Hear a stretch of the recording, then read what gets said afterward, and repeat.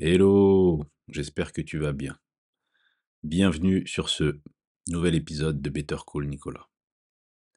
Cette semaine, j'ai eu un échange avec un solopreneur, un long échange, et on a abordé plusieurs points, notamment celui de l'importance de recueillir du feedback de ses clients. Et je me suis dit qu'il serait quand même intéressant que toi qui m'écoutes puisses également savoir ce que je pense sur ce point-là précis.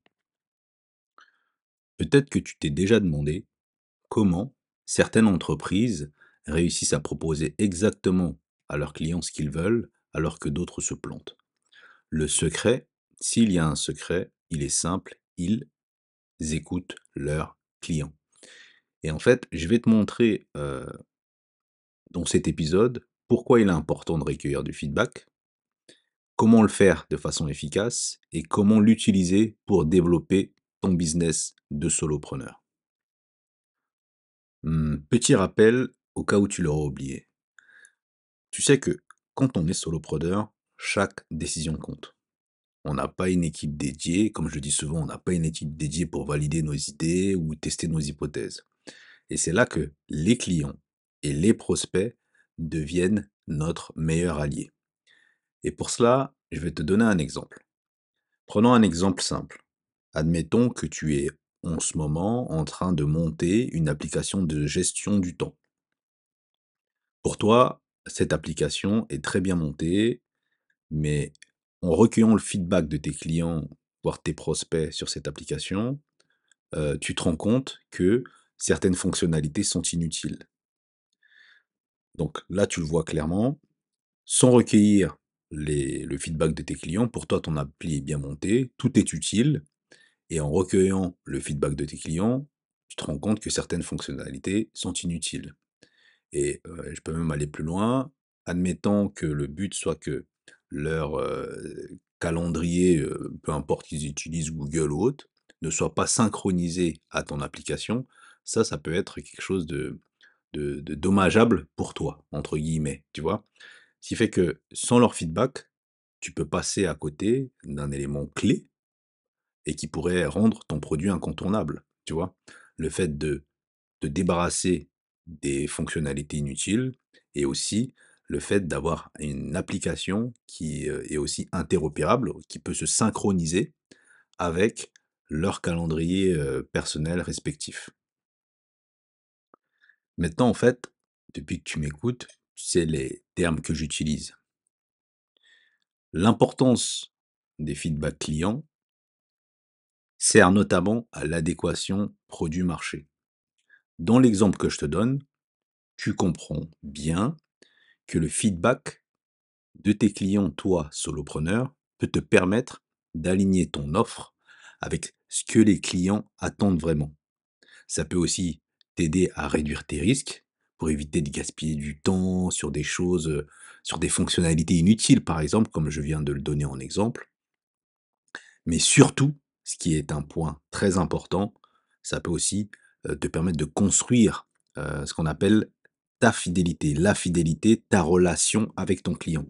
Parce que quand ils sentent que tu l'écoutes, ils se sentent valorisés et il est plus enclin à rester fidèle à ce que tu proposes.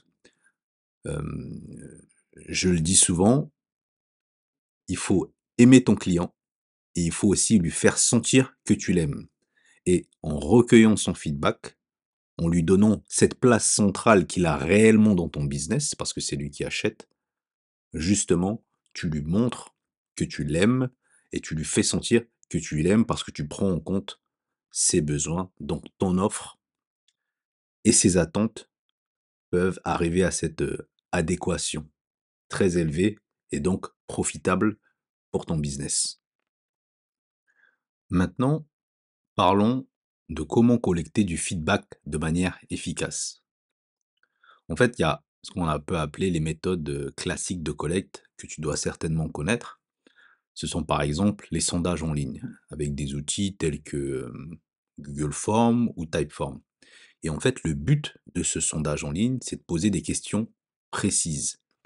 En fait, un bon sondage est un sondage qui est court, qui est engageant et qui va droit au but. Du genre, le type de question que tu pourrais poser, c'est: «Quelle fonctionnalité ajouteriez-vous à notre produit?» Là, c'est direct, c'est précis, ça va droit au but et donc quand le client il utilise entre guillemets «ta solution», ton service ou ton produit, il sait directement te dire ce qui lui manque et là, ça va directement, droit au but et là, pour le coup, tu as ta réponse et tu peux, entre guillemets, après utiliser justement cette réponse pour améliorer, ton offre vis-à-vis de ton client. Après, dans les méthodes classiques, on a aussi les entretiens individuels. En fait, ce qui est bien, c'est de travailler, sur un échantillon, hem, ni trop petit, ni trop grand, on va dire plutôt moyen, une vingtaine de personnes, je trouve ça correct et par expérience, je trouve ça plutôt bien. En fait, l'idée, c'est de leur parler directement à tes clients ou potentiellement à tes prospects. Donc, en fait, les prospects, si tu ne le sais pas, je le rappelle, ce sont les personnes qui pourraient être réellement attirées par ce que tu as à proposer. Donc, tu peux avoir un échange téléphonique ou en personne, enfin, en physique, c'est aussi bien parfois, ou à minima en vidéo de 15 minutes et échanger, sur le produit. Pas toujours, orienter les questions au niveau produit, mais plutôt sur la façon dont ils font les choses, sur la façon dont ils utilisent ton produit ou la façon dont ils utilisent ton service et ça peut faire remonter des informations, très quali, que tu aurais toi-même, jamais imaginées en réfléchissant, dans ton coin. Et après évidemment, il y a aujourd'hui, toute cette importance des réseaux sociaux et notamment les commentaires ou potentiellement ce qu'on appelle aussi, les DM, les messages privés. Donc en fait, dans les commentaires et dans les messages privés, tu peux avoir des retours qui viennent de façon récurrente, tu vois? Et ça peut aussi te permettre d'avoir les tendances de ce qui pourrait être amélioré dans ton produit ou dans ton service. Donc là, j'ai parlé des méthodes classiques, mais il y a aussi les méthodes modernes et qui sont aujourd'hui un peu plus interactives, c'est notamment les quiz. Proposer des quiz notamment, ça se fait bien aujourd'hui, en tout cas moi je le vois dans mon utilisation des réseaux sociaux et c'est pour ça aussi que je le conseille, c'est les quiz, dans les stories. Et j'en vois beaucoup de quiz, sur les stories, WhatsApp, pour les comptes d'entreprises ou qui ont des marques, des marques avec des produits ou des services à vendre. Et en fait, quand c'est ludique, c'est plus engageant. Les gens ont plus de propension, cette envie de vouloir répondre et te donner leur feedback de manière rapide, en fait. Et après, tu as aussi la possibilité de créer un groupe communautaire autour de ton projet. Et c'est aussi bien parce que là, tu as de l'interaction, tu as des personnes qui sont engagées avec toi et c'est toujours, top parce que justement ces échanges, ces interactions régulières peuvent te permettre aussi de faire remonter, de la part de tes clients ou prospects des critiques qui peuvent être, constructives. Et oui, j'oubliais, il est aussi très intéressant, par exemple lorsque tu as un site internet, de mettre en place des sondages automatisés. Justement les sondages après-vente pour avoir un retour et connaître le niveau de satisfaction de tes clients avec, des relances, justement pour le recueillir. Un peu comme toi, hein, je suppose quand tu consommateur et que tu achètes comment dire? Un produit, dans un magasin, si tu y vas physiquement, je sais que la Fnac le font, si tu y vas physiquement, Hem, tu peux recevoir justement un mail après ton passage pour recueillir ton feedback ou potentiellement quand tu achètes un produit en ligne, sur un site quelconque, tu peux aussi avoir, justement ce sondage, en automatique qui t'est envoyé pour recueillir ton feedback. Ça, c'est hyper important. Si les grandes entreprises le font, toi, en tant que solopreneur, dans ton business, c'est aussi important que tu le fasses. Voilà. Maintenant, tu peux me dire: «Nicolas, comment je fais pour transformer tous ces feedbacks en actions concrètes?» Déjà, la première des choses à faire, et qu'il faut être clair là-dessus, c'est qu'il faut prioriser tous ces feedbacks. Tous les feedbacks ne se valent pas. Il faut aussi savoir que de tout ce qu'on va te demander en termes de fonctionnalités, de choses en plus sur ton service ou ton produit, ça peut aussi ne pas correspondre à ce que tu as en tête et à la vision, à la façon dont tu veux faire avancer les choses. Donc, il est important d'avoir ça en tête et de faire de chacun de ces feedbacks une priorité. Et pour te donner un exemple, tu peux avoir une importante partie de tes clients qui veulent une fonctionnalité, et une petite partie de tes clients qui en veulent une autre. Le bon sens veut que tu priorises, la majorité plutôt que la minorité.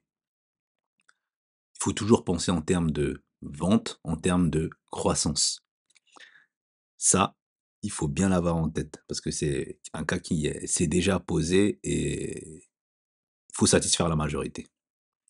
Après, quand tu fais des améliorations sur ton service ou ton produit, toujours le bon sens, c'est le faire en petites étapes. C'est que si tu dois lancer, par exemple, je parlais d'application tout à l'heure, une nouvelle fonctionnalité, hem, fais cette nouvelle fonctionnalité, teste-le sur un petit groupe de clients, justement, notamment ceux qui t'ont fait des feedbacks et demande-leur si ça correspond à ce qu'ils attendaient réellement. Ça, c'est une façon de tester et en petite étape ta nouvelle fonctionnalité et si l'essai est concluant, tu peux le diffuser à la majorité, au plus grand nombre en fait, pour le coup.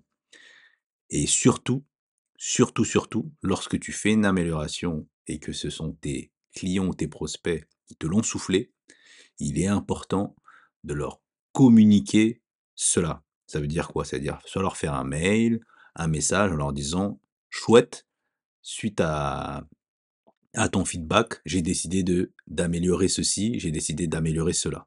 C'est très, très important.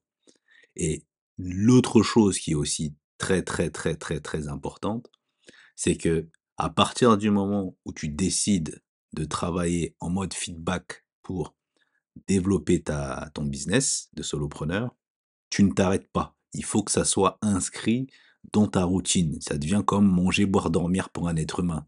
Donc, grosso modo, dans ton entreprise, dans ta façon de gérer les choses, le feedback devient un élément central de ton développement. Donc, c'est pas, tu fais pas un feedback saisonnier. C'est le feedback, c'est du 1er janvier au 31 décembre et on recommence l'année d'après. Ça, il faut vraiment bien, bien, bien, bien l'avoir en tête. Maintenant, comme je t'ai parlé de ce qui était important, je vais aussi te parler des erreurs à éviter. L'erreur principale à éviter, c'est de ne pas agir sur le feedback. Si tu demandes l'avis de tes clients, mais que rien ne change, cela peut créer de la frustration et nuire à ton image. Chose que tu ne veux pas, parce que toi, tu souhaites que tes clients te soient fidèles. Il y a aussi le fait de se disperser en voulant plaire à tout le monde. Je l'ai un peu dit tout à l'heure, si tu as une majorité qui veut quelque chose et une minorité qui veut quelque chose, priorise la majorité avant la minorité. Essaye de faire quelque chose qui va dans le bon sens pour éviter justement de trop te disperser ou vouloir plaire à tout le monde et intégrer toutes les idées dans toutes tes améliorations. Et autre chose, et ça c'est une erreur très importante à n'importe quelle étape de développement de ta société ou dans les interviews que tu peux avoir, c'est de poser la mauvaise question à tes clients. Qu'est-ce qu'une mauvaise question? C'est: «Aimez-vous notre produit? Aimez-vous notre service?» Non. La bonne question c'est: «Qu'est-ce que vous aimeriez améliorer dans notre produit? Qu'est-ce que vous aimeriez améliorer dans notre service?» Toujours dans le sens de l'amélioration. On ne demande pas si c'est oui ou non, mais on demande: «Qu'est-ce que vous voulez en plus? Qu'est-ce qui pourrait en plus, qu'est-ce qui pourrait satisfaire vos attentes?» Donc voilà comment on oriente, hem, les choses. Dans tout ce que j'ai dit depuis le début de cet épisode, je pense avoir été fidèle à ce que j'ai dit lors de l'échange que j'ai eu avec ce solopreneur. Et donc, pour récapituler, recueillir du feedback est une nécessité pour faire évoluer son business en tant que solopreneur. Cela va te permettre de rester connecté à tes clients, de prioriser tes efforts et de construire une offre pardon, qui correspond vraiment à leurs attentes. Voilà, et chaque avis compte, mais c'est toujours notre capacité à agir dessus qui fait la différence pour notre business, pour notre client et pour tout de façon générale. Voilà.